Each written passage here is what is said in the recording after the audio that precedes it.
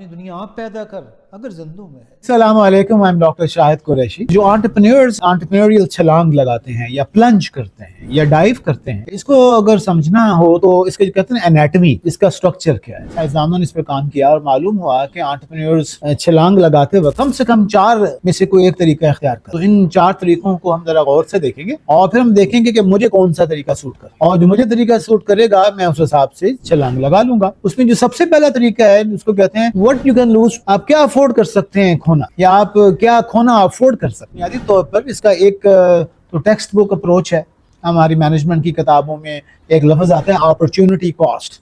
Opportunity cost ये है कि मैंने इस अपॉर्चुनिटी को फॉलो कर रहा हूँ, इस अपॉर्चुनिटी को परसू करते हुए मैं ये काम भी कर सकता था, इसको मैंने छोड़ दिया, तो इस काम को जिसको छोड़ा है उसका जो फायदा है उससे मैं महरूम हो गया। तो ये this is the opportunity cost है। एक तो तरीका यह है कि अपॉर्चुनिटी कॉस्ट को मालूम किया जाए। फॉर एग्जांपल एक आदमी जो है वो प्रोजेक्ट मैनेजमेंट की जॉब कर रहे हैं और वो 2 लाख रुपया महीने का कमा रहे हैं और वो 5 साल का कॉन्ट्रैक्ट है, तो ये एक अगर वो इसको छोड़कर काम करेंगे तो that is the opportunity cost of doing the business.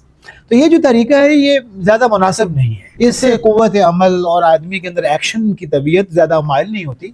इसके मुकाबले में एक और तरीका है जिसको हम कहते हैं the max min approach, maximum and minimum. इसमें हम ये कहते हैं कि आप ये देखें कि आप ज़्यादा से ज़्यादा क्या खो सकते हैं, वो कौन सी चीज़ है जो ज़्यादा से ज़्यादा लॉस भी हो जाए तो आप बर्दाश्त करें। फॉर एग्जाम्पल इन्हीं साहब का अगर बात कर लें, अगर इनके पास 7 लाख रुपए की सेविंग्स पड़ी हुई है और वो कहते हैं कि भाई 7 लाख में से 3 लाख रुपया अगर मेरा ज़ाया भी हो गया ना, तो इस एक्सपेरिमेंट की नज़र भी हो गया, तो 4 लाख तो बाकी होंगे ना, मैं 3 लाख मैक्स खर्च कर सकता हूँ। तो आपने इसको मैक्स कर दिया। उसके बाद उसने कहा कि यार मिनिमम जो है ना वो मुझे कुछ सेविंग्स भी है, लेकिन अगर कोई मुझे छोटा सा काम या ये मेरा बिजनेस चल पड़ा और चल जाए और मुझे 75,000 रुपया महीने का मिलना शुरू हो जाए, तो मेरी किशन मनी आ जाए, तो 75 तो मिल ही जाए ना। He is ready to spend 3 lakh, minimum 75, तो ये रेंज आ गई।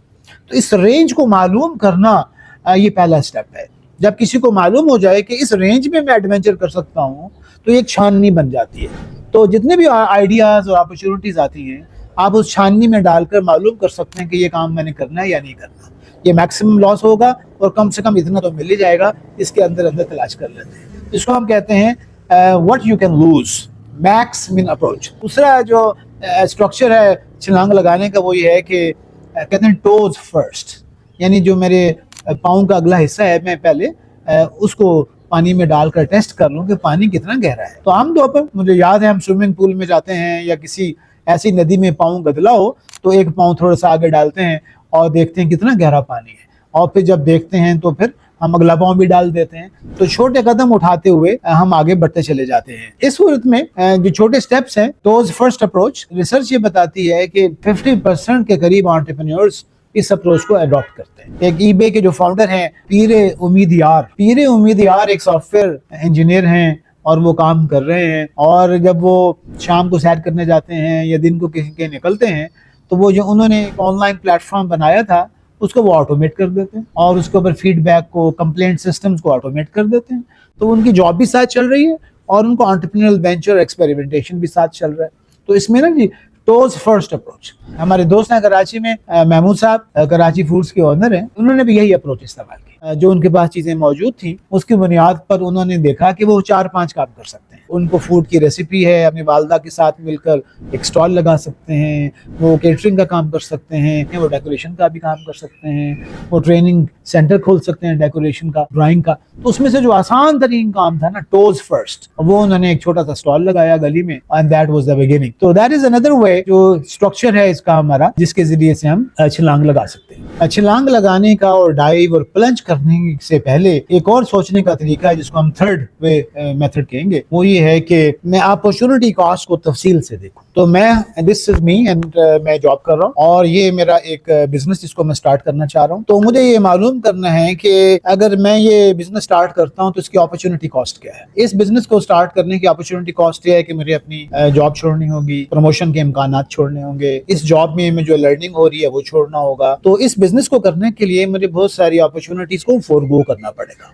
تو مجھے اس بزنس کو کرنے کے لیے اپرچونٹی کاسٹ تلاش کرنی ہے. اور اس کے ساتھ ہم یہ کہتے ہیں کہ اگر میں یہ بزنس نہیں کرتا, میں جاب کرتا رہتا ہوں, تو اس وقت کیا ہوگا, اس کی بھی تو ایک کاسٹ ہے نا. کاروبار نہ کرنے کی کاسٹ کیا ہے, اس میں کاسٹ یہ ہے کہ میں تو تنخواہ پہ تھا 2 لاکھ کی, اگر میں کاروبار کر لیتا تو شاید 5 لاکھ اور 10 لاکھ پہ چلا جاتا. تو فائنینشیل کاسٹ بھی ہے, سائیکولوجیکل کاسٹ بھی ہے. اس میں میں پابند ہوں 9 to 5 کا, اس میں میں اپنا باس ہوتا ہے. تو اپنا باس بننے کی جو کیپیبلٹی تھی یا امکان تھے اس کو میں نے چھوڑ دیا. لرننگ کی اپرچونٹی, لوگوں کو دوست اور نیٹ ورک بنانے کی اپرچونٹی, اور ایکسپیرینسز کی اپرچونٹی, نئے دوست, کولیبوریشن کی اپرچونٹی, یہ بھی ایک کاسٹ ہے جو انکر ہو رہی ہے میرے بزنس نہ کرنے سے. تو یہ اپروچ یہ کہتی ہے کہ آپ ان دونوں کاسٹ کو دیکھیں اور ان دونوں کاسٹ کو دیکھیں, اور یہ بزنس نہ کرنے کی جو کاسٹ ہے نا, اس کو معلوم کرنا ذرا مشکل ہے. تو ہمارے سائنسدان یہ کہتے ہیں تو آپ یہ کریں کہ درمیان کا راستہ نکال لیں. آپ اپنی ایگزسٹنگ جاب کے ساتھ ساتھ ایسے امکانات تلاش کریں اور ان سلوٹوں میں اور تھوڑے ٹائم میں ایسے کام سٹارٹ کر دیں اور سٹیپ بائی سٹیپ ان کو چلتے چلے جائیں, اور یو ول فائنڈ. اور